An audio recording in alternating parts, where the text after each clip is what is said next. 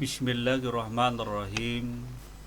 Assalamualaikum warahmatullahi wabarakatuh. Sahabat Maripat Banjar dimanapun saudaraku berada, terima kasih telah mengikuti channel Maripat Banjar.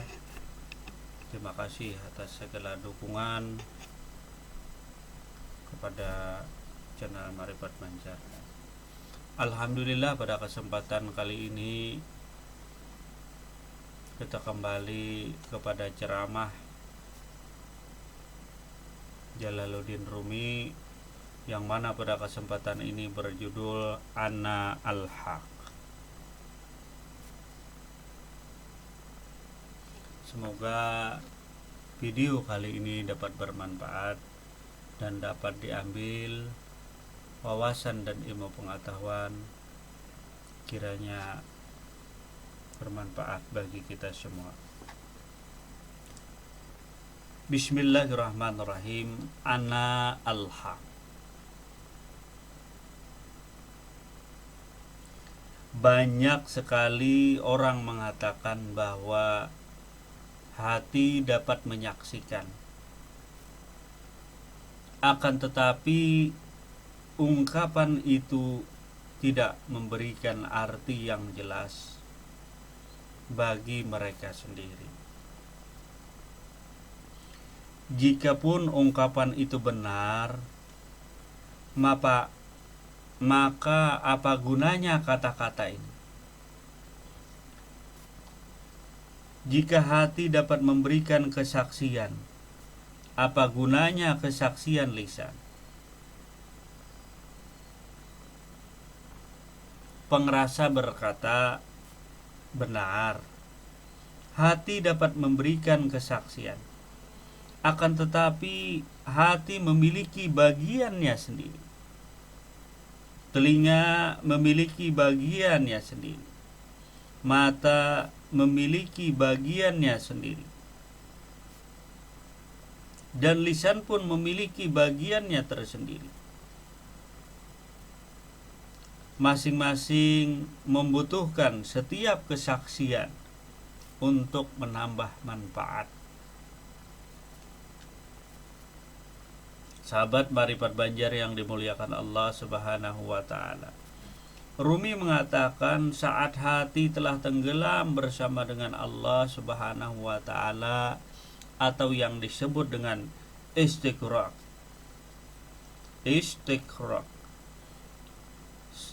seluruh tubuh akan terserap seutuhnya ke dalam hati.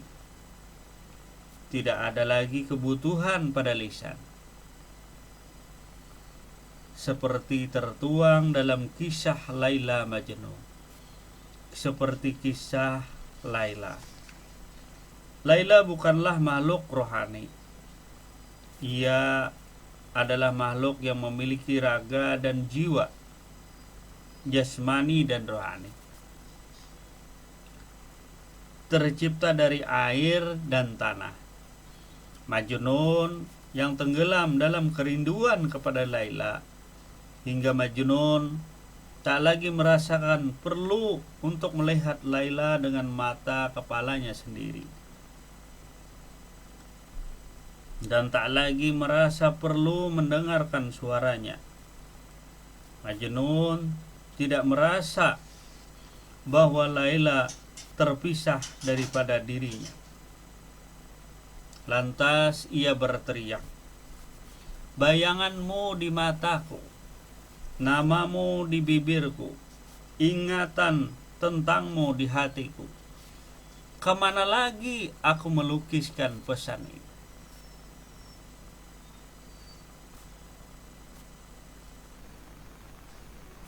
Fisik memiliki kekuatan yang melahirkan kerinduan. Kerinduan itu dapat mengantarkan seseorang ke dalam kondisi yang ia tak melihat dirinya terpisah dari kekasihnya, atau yang disebut al-mahbub. Semua indranya tenggelam dalam sang kekasih, seperti penglihatan, pendengaran, penciuman, dan lain-lainnya. Tidak ada satupun anggota tubuh yang menuntut bagian tersendiri.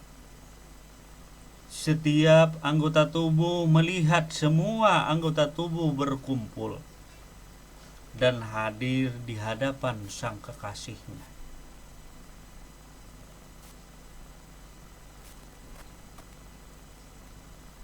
Ataupun jika salah satu anggota tubuh mendapatkan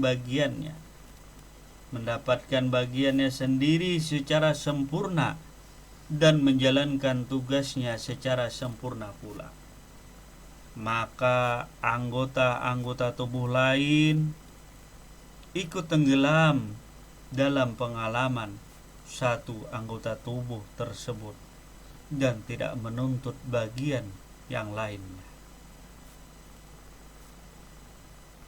Sahabat Marifat Banjar yang dimuliakan Allah, jika ada indera yang menuntut bagian tersendiri, maka itu membuktikan bahwa anggota tubuh tersebut tidak dapat atau tidak mendapatkan bagiannya yang hakiki dan sempurna. Anggota tubuh itu hanya mengambil bagian yang tidak utuh, hingga ia tidak dapat tenggelam dalam bagiannya itu. Ada indera lain yang mencari bagiannya, dan setiap indera mencari bagiannya masing-masing. Semua indera sejatinya menyatu, tidak berpisah, tidak bercerai. Meski secara lahiriah tampak terpisah-pisah satu dengan lainnya. Jika salah satu anggota tubuh berada dalam kondisi istighraq secara sempurna, maka anggota tubuh lain ikut tenggelam. Sebagaimana saat lalat terbang, kedua sayap, kepala, dan seluruh bagian tubuhnya ikut bergerak. Dan saat lalat itu tenggelam di susu, seluruh anggota tubuhnya menyatu, tak ada satupun yang bergerak. Sahabat Marifat Banjar yang dimuliakan Allah, orang yang dalam kondisi istighraq tidak lagi menjadi ada atau mawujud dirinya, tak lagi mempunyai upaya dirinya, tak lagi mempunyai gerakan dan tindakan dirinya. Ia telah tenggelam di air. Semua tindakan yang tampak pada dirinya bukan lagi tindakannya, melainkan adalah tindakan oleh sang air. Jika ia masih bisa mengucak air dengan tangan dan kakinya, maka tidak disebut ia tenggelam di air. Ataupun saat ia berteriak, "Aku tenggelam," itu juga tak disebut tenggelam di dalam air. Kita ambil ungkapan yang terkenal dalam beberapa kata-kata ungkapan daripada Sufi, "Ana al-haq," aku adalah Tuhan yang maha benar. Sebagian orang mengira itu adalah klaim kehebatan,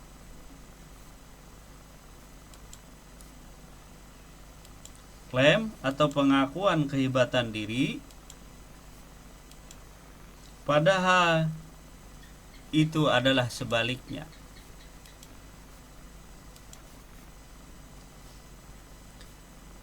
Itu adalah ungkapan kerendahan hatian yang luar biasa. Saat seorang mengatakan, "Ana abdi al-haq," aku adalah hamba Tuhan yang maha benar. ia memastikan adanya dua wujud, yaitu wujud dirinya dan wujud Allah Subhanahu wa taala. Sedangkan saat seseorang mengatakan ana al-haq, aku adalah Tuhan yang maha benar. Nah, pada kondisi ini ia telah meniadakan dirinya. Ia telah menyerahkan dirinya kepada angin. Orang yang menyatakan anna al-haq berarti ia telah menyatakan bahwa aku tiada. Nyatakan ketiadaan dirinya, ketiadaan wujudnya. Segalanya hanyalah adanya Allah Subhanahu wa taala. Tidak ada yang mewujud kecuali hanyalah wujud Allah Subhanahu wa taala saja. Aku dengan keseluruhan diriku adalah tiada. Aku bukan apa-apa.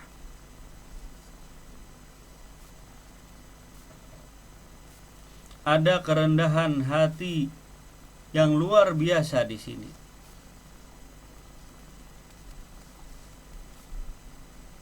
Ada kerendah hatian luar biasa di sini. Inilah yang tidak dipahami oleh banyak orang.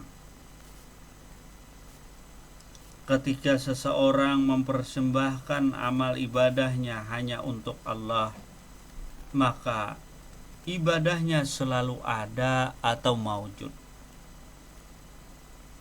Saat ia melakukan ibadahnya hanya karena Allah, dan ia masih bisa melihat akan dirinya, melihat tindakannya, melihat Allah, maka ia belum bisa dikatakan tenggelam di dalam air. Orang yang tenggelam di air adalah orang yang tak lagi memiliki gerakan atau tindakan apapun. Seluruh tindakan dan gerakannya adalah gerakan sang air. Sahabat Marifat Banjar yang dimuliakan Allah Subhanahu wa taala. Seekor singa mengejar seekor kijang. Sang kijang pun lari, maka ada dua identitas pada kondisi yang demikian. Pertama, identitas singa, yang kedua adalah identitas sang kijang. Saat singa berhasil menerkam atau menerjang kijang dan menancapkan cakarnya, kijang kehilangan kesadaran akan dirinya karena disebabkan takut pada singa. Pada kondisi seperti itu, yang ada hanyalah identitas sang singa saja. Identitas kijang hilang dengan sendirinya. Istighraq yang hakiki adalah saat Allah menyisipkan rasa takut pada diri para wali. Tetapi bukan seperti rasa takut pada macan tutul, pada singa, pada harimau, ataupun rasa takut kepada orang jalim. Allah menyisipkan pada diri para wali rasa takut kepadanya, dan tersingkaplah bagi para wali itu bahwa sesungguhnya rasa takut itu berasal daripada Allah Subhanahu wa ta'ala, dan rasa aman pun berasal daripada Allah juga. Hidup yang damai dan kebahagiaan adalah daripada Allah Subhanahu wa ta'ala. Makan dan tidur adalah daripadanya. Allah menampakkan kepada para wali rupa yang bisa dilihat dengan mata terbuka atau benar-benar dalam kondisi sadar. Singa macan tutul, api dan lainnya, menjadi jelas bagi para wali itu bahwa rupa harimau dan macan tutul yang terlihat sesungguhnya bukan daripada dunia ini, melainkan daripada alam gaib yang digambarkan dalam dan ditampakkan dengan sangat indah. Begitu pula dengan kebun-kebun, sungai-sungai, pepohonan, istana, makanan, minuman, pakaian, kendaraan, kota, rumah, dan berbagai keajaiban lainnya. Para wali tahu bahwa semua itu bukan dari dunia ini. Allah menampakkan dan menggambarkan semua itu kepada mereka. Mereka juga yakin bahwa rasa takut sejatinya daripada Allah. Begitu juga rasa aman, seluruh kenyamanan dan penyaksian akan Allah di hati itu adalah daripada Allah Subhanahu wa ta'ala juga. Sahabat Marifat Banjar yang dimuliakan Allah Subhanahu wa ta'ala, rasa takut kepada Allah ini tidak sama dengan rasa takut kepada manusia. Sebab rasa takut tersebut muncul dari hasil perenungan dan penyaksian akan Allah di hati, bukan muncul dari petunjuk, dalil-dalil, dan bukti yang kasat mata.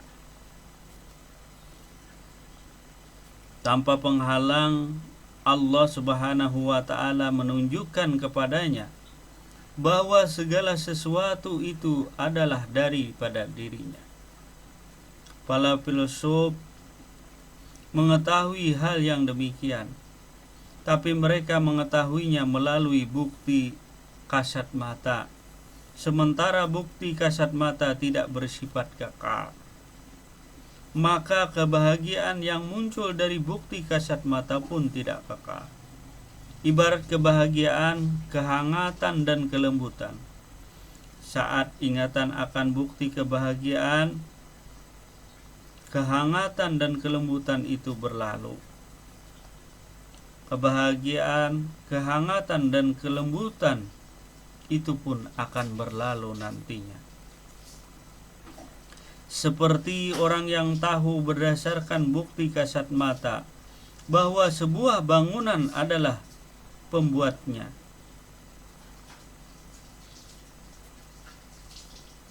Seperti orang yang tahu berdasarkan bukti kasat mata bahwa sebuah bangunan ada pembuatnya. Pembuatnya memiliki dua mata.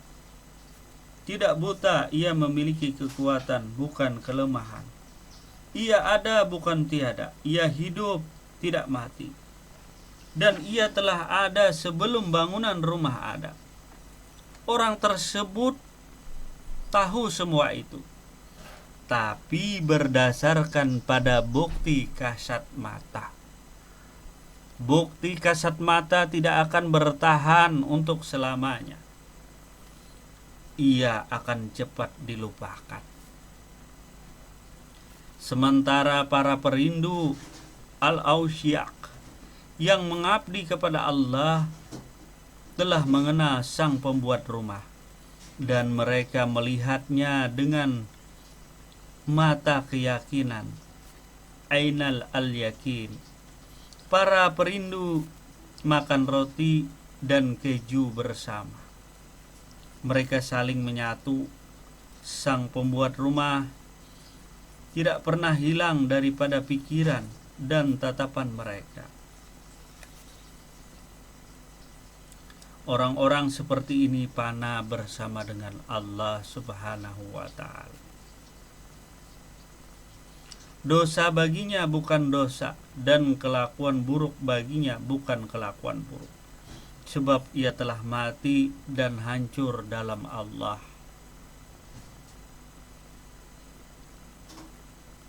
Seorang raja memerintahkan kepada para pelayannya agar masing-masing memegang satu cangkir emas karena tamu akan datang. Sang raja juga memerintahkan hal yang sama kepada pelayannya yang paling dekat di hatinya.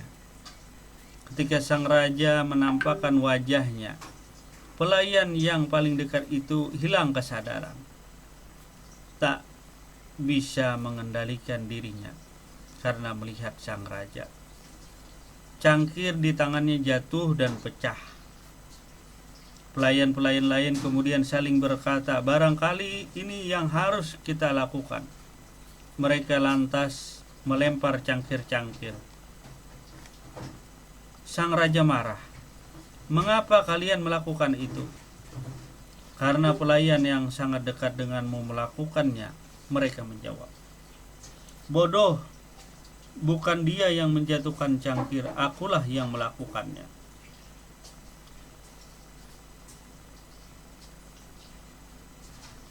Secara kasat mata, semua tindakan para pelayan itu adalah dosa. Tapi dosa yang dilakukan oleh pelayan yang paling dekat dengan raja itu merupakan esensi ketaatan, bahkan melampaui ketaatan dan dosa. Yang sejati di antara semua pelayan tersebut adalah satu pelayan yang paling dekat di hati raja.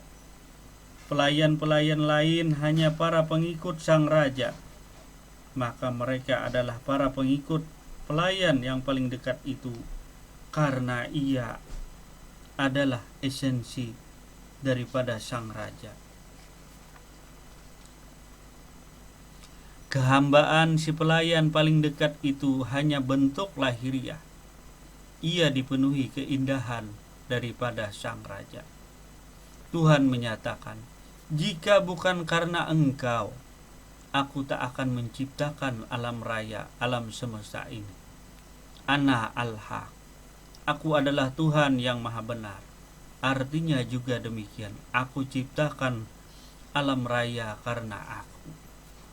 Inilah ana al-haq dalam bahasa berbeda dan rumusan yang berbeda pula. Meski kata-kata para wali tersusun dalam ratusan rupa yang berbeda-beda, tapi mungkinkah ada dua kata-kata sementara Tuhan itu satu dan jalan menujunya adalah satu, meski secara lahiriah tampak berlawanan, namun satu makna. Perbedaannya hanya ada dalam bentuk lahiriah saja. Sedangkan secara makna mereka menyatu seperti seorang pangeran yang meminta untuk dibuatkan kain kemah. Ada yang menjalin tali, ada yang membuat pasak, ada yang menenun kain, ada yang menjahit, ada yang menggunting, dan ada yang menyulam dengan jarum. Meski secara lahiriah semua kegiatan mereka berbeda-beda dan sendiri-sendiri, namun mereka bersama-sama secara tujuan.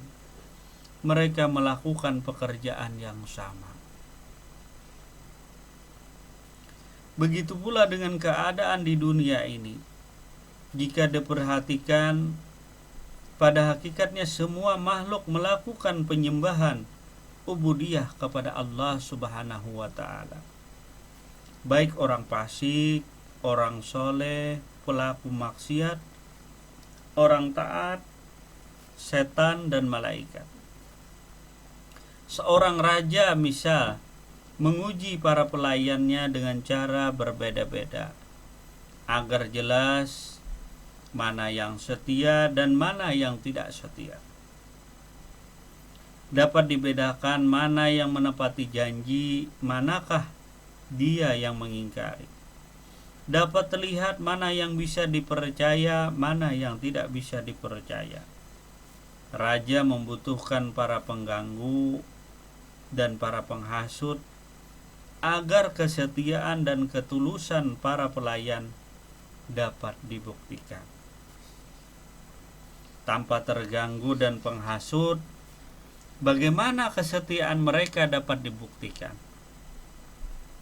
Pengganggu dan penghasut ini bertindak berdasarkan kepatuhan. Sebab tindakan mereka itu atas kehendak sang raja. Tuhan embuskan angin agar dapat terlihat mana yang kokoh dan mana yang rapuh, agar serangga-serangga meninggalkan pohon dan kebun, sehingga yang tinggal adalah burung-burung. Raja memerintahkan salah seorang pelayan perempuannya berhias dan menggoda para pelayan laki-laki untuk menguji kesetiaan mereka. Meski secara lahiriah tindakan pelayan perempuan itu merupakan tindakan atau perbuatan maksiat, namun sesungguhnya itu menunjukkan kepatuhan dirinya kepada sang raja. Para hamba sejati Tuhan melihat sendiri di dunia ini, tidak dengan bukti kasat mata atau mengikuti yang sudah ada, tetapi dengan mata hati, bahwa seluruh manusia yang baik dan yang buruk melakukan penyembahan dan ketaatan kepada Tuhannya. Tidak ada sesuatu apapun kecuali bertasbih dengan memujinya. Quran Surah Al-Isra ayat 44. Begitulah bagi mereka dunia ini dan hari kiamat. Hari kiamat adalah saat semua makhluk melakukan penyembahan kepada Allah Subhanahu wa ta'ala. Mereka tidak melakukan apapun selain penyembahan kepada Allah Subhanahu wa ta'ala. Mereka melihat makna itu dalam dunia ini. Disebutkan, jika takbir disingkap, maka keyakinanku tidak akan bertambah. Secara bahasa, Al-Alim lebih tinggi derajatnya dibanding dengan Al-Arif. Sebab kita bisa mengatakan Allah itu alim, tetapi kita tidak bisa mengatakan bahwa Allah itu adalah arif. Dalam kata arif adalah makna sebelum tidak tahu, kemudian menjadi tahu. Kita tidak bisa mengatakan demikian untuk Allah Subhanahu wa ta'ala. Sedangkan secara istilah makna al-arif lebih besar. Sebab al-arif adalah orang yang mengetahui alam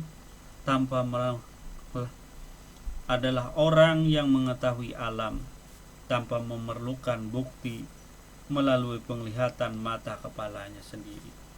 Orang yang tahu dengan cara yang demikian disebut dengan arif. Sahabat Marifat Banjar yang dimuliakan Allah Subhanahu wa ta'ala, ada pernyataan seorang alim atau yang disebut al-alim lebih utama daripada 100 orang juhud. Bagaimana bisa? Bagaimanapun orang juhud belajar kejuhutan atas dasar ilmu, kejuhutan tanpa ilmu adalah mustahil. Apakah makna juhud? Juhud adalah berpaling dari dunia dan menghadapkan wajah kepada ketaatan dan akhirat. Pada akhirnya ia harus mengenal keburukan serta kerapuhan dunia dan harus mengenal kelembutan, kepastian dan keabadian akhirat. Dan ia juga harus berusaha keras untuk melakukan ketaatannya. Ia akan bertanya, bagaimana aku berbuat taat dan apa itu taat? Semua itu adalah tentang ilmu. Kejuhutan tanpa ilmu adalah mustahil. Sebab itu, seorang yang juhud secara otomatis adalah orang alim yang sekaligus adalah orang yang juhud. Ungkapan seorang alim lebih utama daripada 100 orang yang juhud adalah mutlak. Akan tetapi maknanya tidak mudah dipahami. Ada ilmu lain yang Allah berikan kepada manusia setelah ia memiliki ilmu dan kejuhutan. Ilmu yang menjadikan buah dari ilmu kejuhutan tersebut.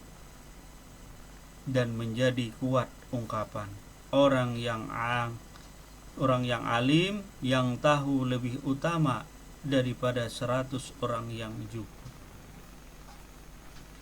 Perumpamaannya adalah orang yang menanam pohon, kemudian pohon itu tumbuh dan berbuah. Tak dapat disangkal satu pohon yang berbuah itu lebih utama daripada 100 pohon yang tidak berbuah.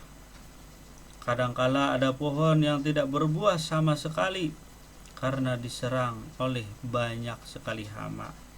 Seorang haji yang telah sampai di Mekah tentu lebih utama daripada seorang haji yang masih dalam perjalanan di gurun. Ada kekhawatiran pada seorang haji yang masih dalam perjalanan itu. Apakah ia akan sampai ke Ka'bah atau tidak? Sedangkan seorang haji yang pertama sudah benar-benar sampai. Suatu kebenaran lebih baik daripada 100 keraguan. Pangeran berkata, tapi orang yang belum sampai itu pun punya harapan untuk sampai. Rumi menjawab, sama sekali berbeda antara orang yang berharap dan orang yang sudah sampai. Ada perbedaan sangat besar antara rasa khawatir dan rasa aman. Apa yang mendorong kami berbicara tentang perbedaan? Sementara hal itu telah begitu jelas bagi semua orang. Fokus pembicaraan adalah tentang rasa aman. Ada banyak perbedaan besar dalam berbagai rasa aman. Sebab keistimewaan Nabi Muhammad dan para nabi dari sisi rasa aman. Semua nabi berada dalam kondisi rasa aman, tidak rasa khawatir pada diri mereka. Tetapi ada tingkatan-tingkatan dalam rasa aman itu sendiri. Kami angkat sebagian mereka beberapa derajat di atas sebagian yang lain. Quran Surah Al-Zukhruf ayat 32. Sahabat Marifat Banjar yang dimuliakan Allah Subhanahu wa taala, adalah mungkin untuk menjelaskan alam rasa takut dan tingkatan-tingkatan daripada rasa takut itu sendiri. Sedangkan rasa aman itu tidak dapat dijelaskan. Dalam alam rasa takut, setiap manusia berpikir apa yang harus dipersembahkannya untuk Allah Subhanahu wa taala. Ada yang mempersembahkan fisiknya, ada yang mempersembahkan hartanya, ada yang mempersembahkan jiwanya, ada yang mempersembahkan puasanya, ada yang mempersembahkan sholatnya, beberapa rakaat, dan lain-lain sebagainya. Tahapan-tahapan mereka tergambar dan memungkinkan untuk dijelaskan. Dengan contoh yang sama, ada tahapan untuk melakukan perjalanan dari Konya menuju Kaisaria. Pertama, orang harus melewati Kaimas, lalu Ofruz, Sultan, dan seterusnya. Sedangkan tahapan-tahapan perjalanan laut dari Anatolia menuju Alexandria tidak dapat dijelaskan. Kapten kapal mengetahuinya, tapi tidak akan sampai kepada orang-orang darat karena mereka tidak akan mengerti. Pangeran berkata lagi, tapi jika disampaikan pun akan bermanfaat. Mungkin mereka akan paham semuanya, tapi akan tahu sedikit, lalu mencari tahu sendiri dan menebak-nebak selebihnya. Rumi menjawab, memang demi Allah, ada orang yang duduk terjaga pada malam yang pekat dan ia berniat melakukannya hingga siang yang akan datang. Meski ia tidak tahu bagaimana cara menemukan siang, namun ia sudah dekat dengan siang karena ia menantinya.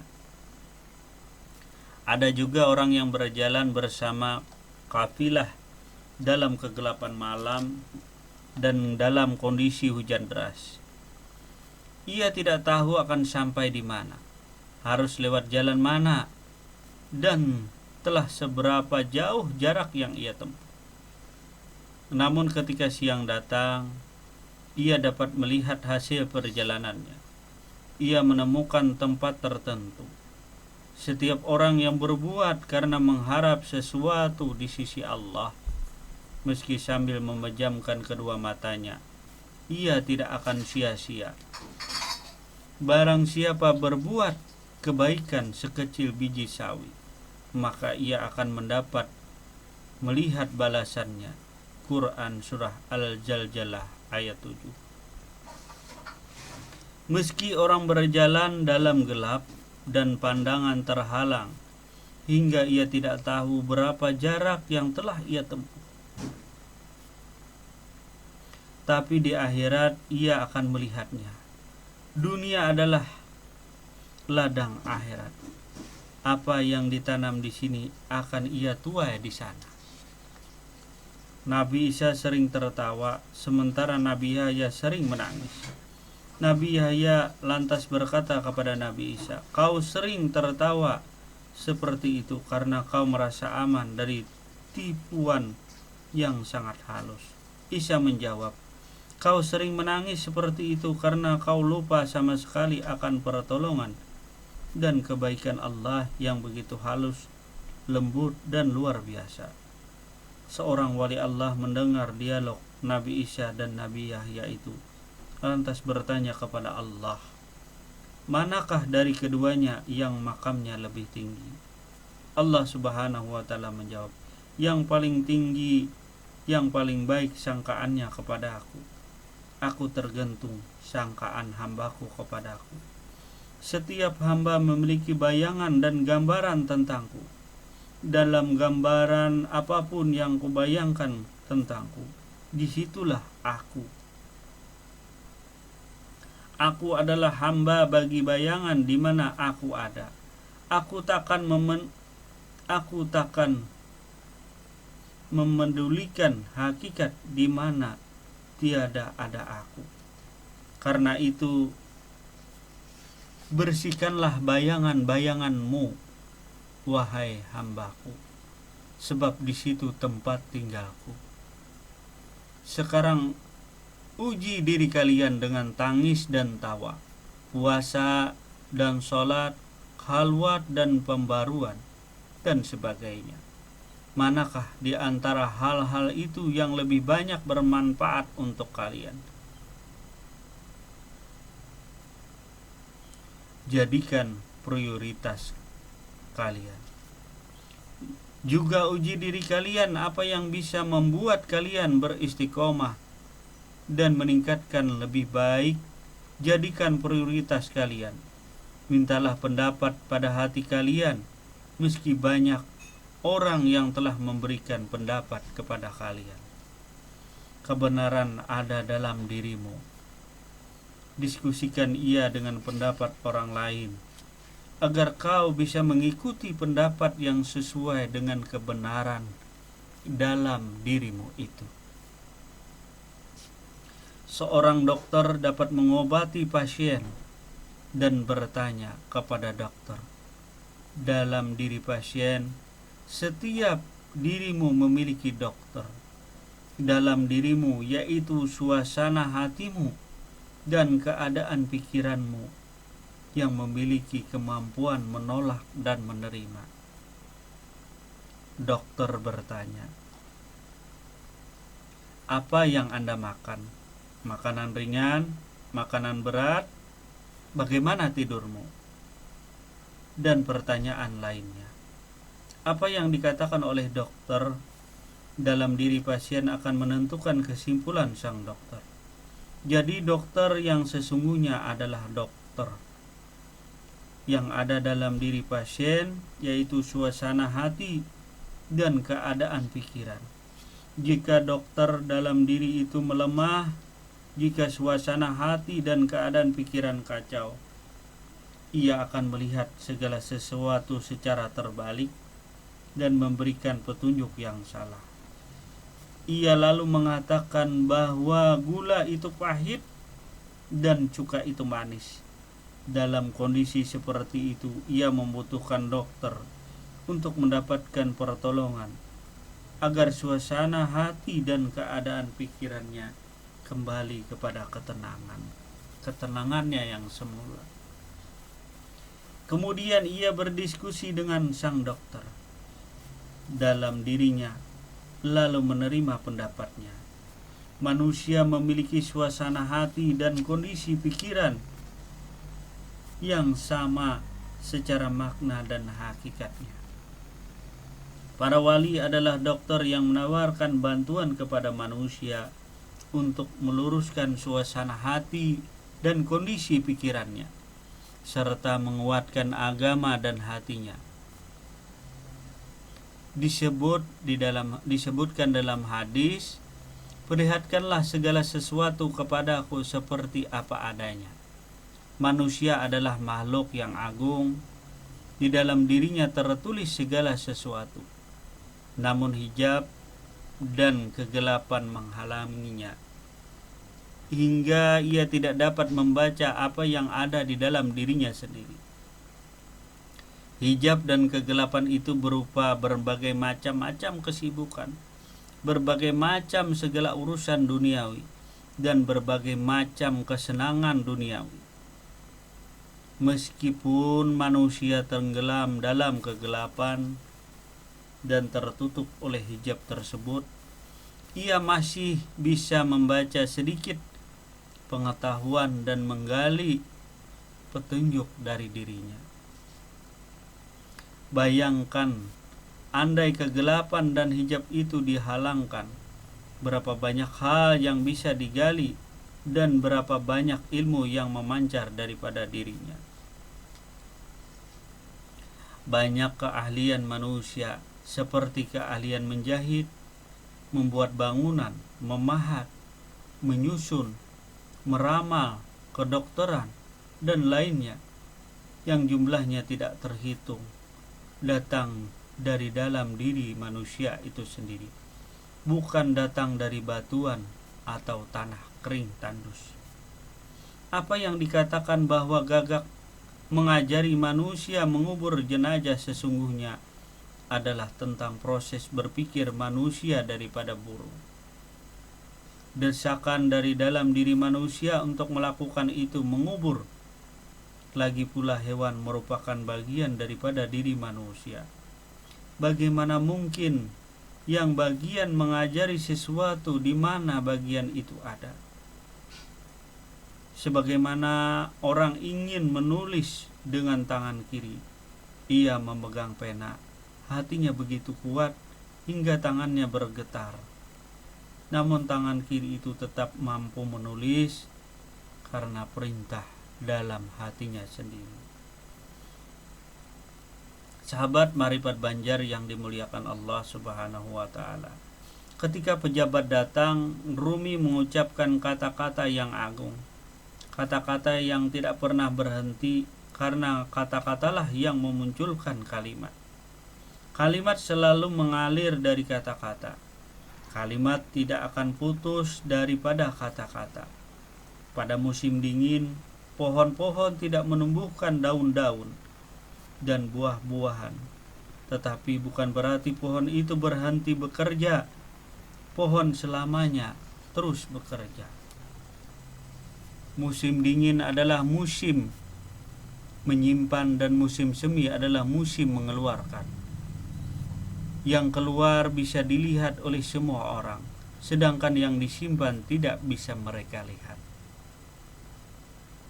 Ketika seseorang menyiapkan hidangan pesta dengan mengeluarkan biaya yang begitu mahal, semua orang melihat berbagai rupa hidangan yang mahal-mahal itu pula. Namun orang tidak pernah tahu dan tidak pernah melihat uang yang ia kumpulkan untuk mengadakan pesta tersebut. Meski demikian, yang menjadi pokok adalah simpanan. Yang keluar akan bisa keluar karena ada yang disimpan. Ketika kita memiliki hubungan yang harmonis dengan siapapun, Kita selalu berbicara dengannya meski kita sedang diam. Kondisi dekat atau jauh sama saja.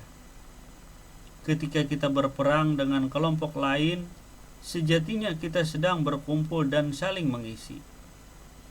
Meski kita saling memukul dan saling menyerang, sejatinya kita sedang saling bicara.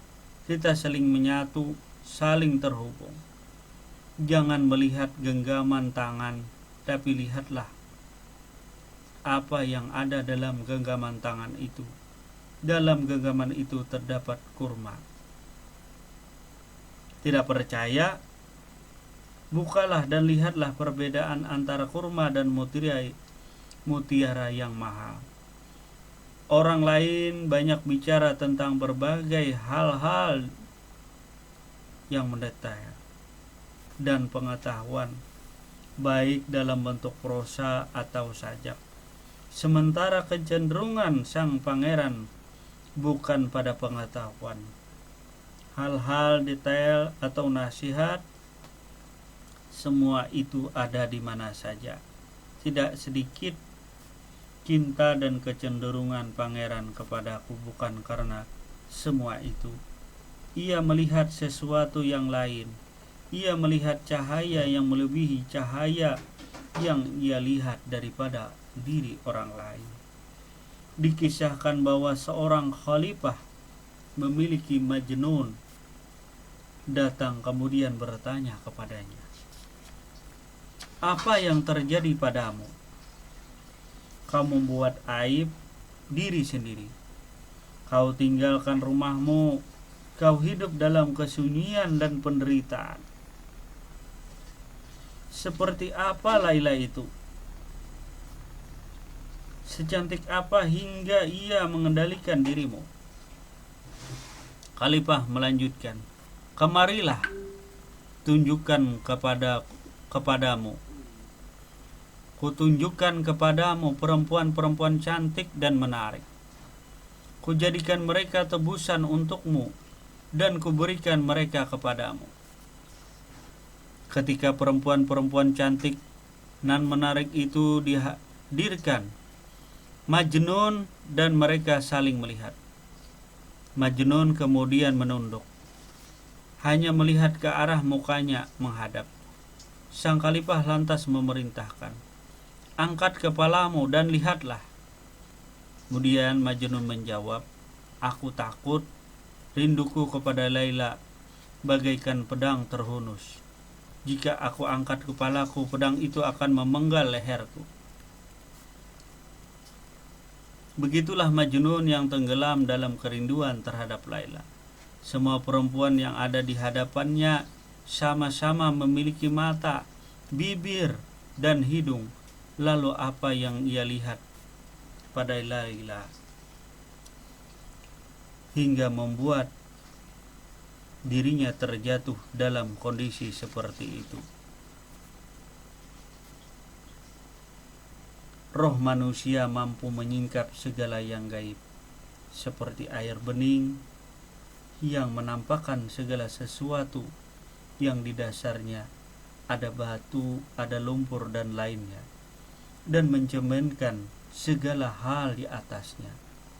Ini sesuai yang alami, ini sesuatu yang alami, tak membutuhkan terapi atau pengajaran. Namun saat air itu tercampur debu atau warna-warna lain, maka sifat khasnya tersebut akan hilang dan terlupakan. Demikianlah nasihat ceramah Jalaluddin Rumi. Semoga kita dapat mengambil hikmah, dapat menambah wawasan dan ilmu pengetahuan kita bersama. Sekiranya cukup sampai di sini. Atas segala kehilapan dan kesalahannya dalam penyampaian ungkapan kata-kata atau kalimat yang kurang berkenan, kami mohon maaf yang sebesar-besarnya. Wabillahi taufiq wal hidayah. Assalamualaikum warahmatullahi wabarakatuh.